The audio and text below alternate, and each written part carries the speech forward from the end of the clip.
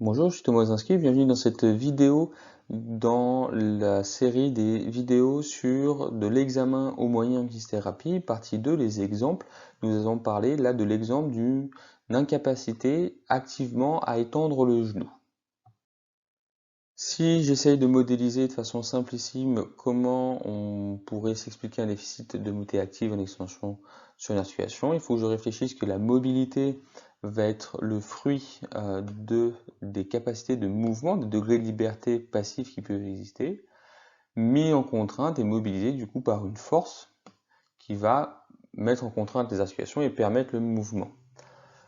Qu'est-ce qui va me donner cette force créée par le complexe myotendineux? Le métabolisme du muscle il va créer de l'énergie et permettre la contraction et la déformation du muscle et donc la mise en tension du tendon et le développement d'une force. Mais est-ce que ça se fait spontanément? Non, il faut probablement qu'il y ait aussi une commande qui soit régulée, transmise, puis convertie, parce que la commande électrique doit pouvoir être transformée en message interprétable par le muscle, donc par cette plaque motrice. Et quand il y a cette conversion-là, je peux avoir une information qui dit au muscle, utilise ton énergie, crée de la force. Cette force met en contrainte le système articulaire dans ses degrés de liberté et les éléments passifs et permet la mobilité.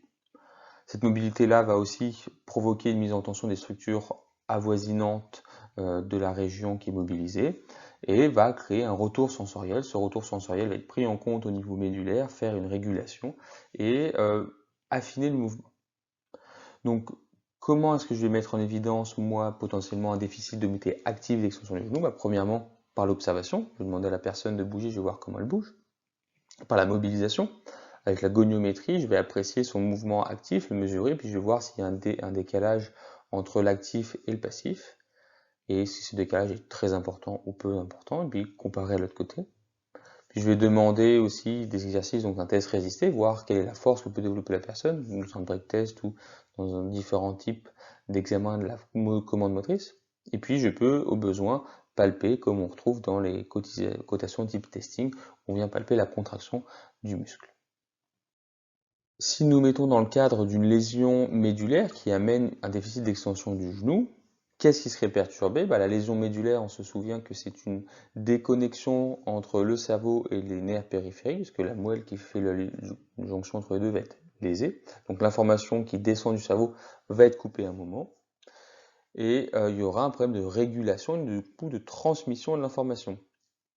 Cette transmission et cette régulation étant perturbées, je m'attends à avoir une perturbation de la force sans avoir forcément, dans les cas aigus évidemment, parce qu'après il y a des adaptations qui vont apparaître, j'aurai de la mobilité qui sera bonne parce que la lésion est fraîche et il n'y a pas eu de complications sur l'articulation.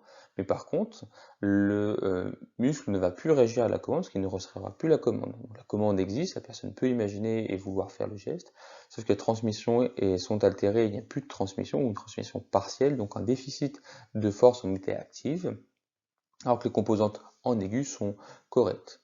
Évidemment, si ça vient à se pérenniser, que la lésion est sévère et qu'il n'y a pas de récupération, on s'attend à ce qu'il y ait une dégénérescence des structures périphériques qui amènerait d'autres complications. Là, nous avons simplifié avec le cas d'une lésion aiguë. Alors, dans ce cas où je suis face à une lésion aiguë et qu'il y a ce déficit de mobilité active, il va falloir mettre en place comme traitement probablement de quoi pallier la locomotion, que ce soit canne béquille, fauteuil ou autre. Bien sûr, on est dans un cadre théorique, il faut envisager cela avec la prise en charge médicale et avoir les accords pour mettre en contrainte la personne, mais mettons-nous dans un cadre très théorique pour l'exercice. Nous allons devoir éduquer la personne au risque, parce que si elle ne bouge plus, on se doute qu'il y aura des risques de dégénérescence des tissus sous-jacents. Avec un des risques importants, c'est la nécrose des tissus par escarre, par compression. On aura besoin de mobiliser et d'entretenir la structure périphérique, qu'il n'y ait pas d'enraidissement ou le moins possible, au cas où qu'il y ait une repousse, une récupération, que les structures en périphérie soient capables de permettre le mouvement. Et puis on pourra probablement envisager de stimuler les fonctions neurologiques, donc forcer la commande à travailler pour que les neurones descendants s'activent et espérer guider une repousse s'il y en aurait. Puis on peut activer en périphérie pour qu'il y ait un message de bas en haut qui vienne aussi essayer de participer à récupérer ce qui pourrait être récupérable. Je vous remercie pour votre attention. C'était une petite vidéo sur un cas emblématique d'une déficit de mobilité active. Nous avons pris le genou dans une lésion aiguë de la moelle épinière pour essayer de comprendre un peu comment je peux agencer mes connaissances et envisager les moyens d'examen et de traitement. C'est une bonne journée. Au revoir.